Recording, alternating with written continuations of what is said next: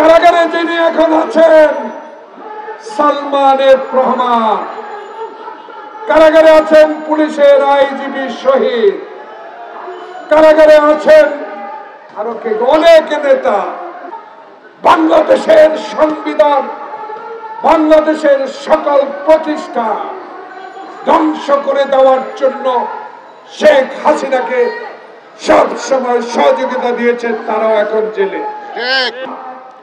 শেখ হাসিনা ভারতের করদে রাজ্য বানাবার যে ষড়যন্ত্রে আপনি লিপ্ত ছিলেন, বাংলাদেশের ছাত্র জনতার বুকের রক্ত ঢেলে দিয়ে সে আশা আপনার চূর্ণ বিচ্ছিন্ন করে দিয়েছে বাংলাদেশের মানুষ।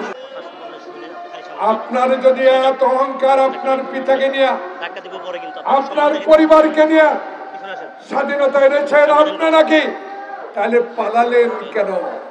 পালালেন এই জন্য আপনি ছিলেন চোর, আপনি ছিলেন ডাকাত, আপনি ছিলেন গণতন্ত্র হত্যাকারী, আপনি ছিলেন ইলিয়াস আলীকে গুম করা, আপনি ছিলেন চৌধুরী আলমের গুম করা, আপনি ছিলেন আমার নেত্রী বেগম জিয়ার বিরুদ্ধে বিনা কারণে মামলার হুকুমদাতা।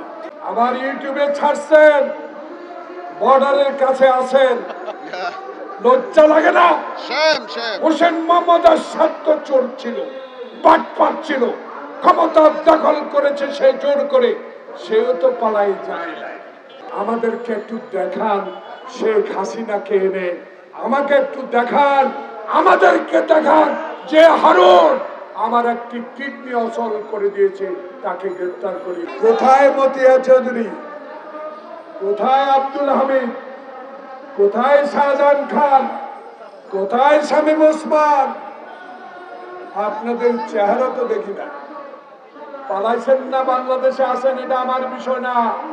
কয়দিন পালায় থাকবেন?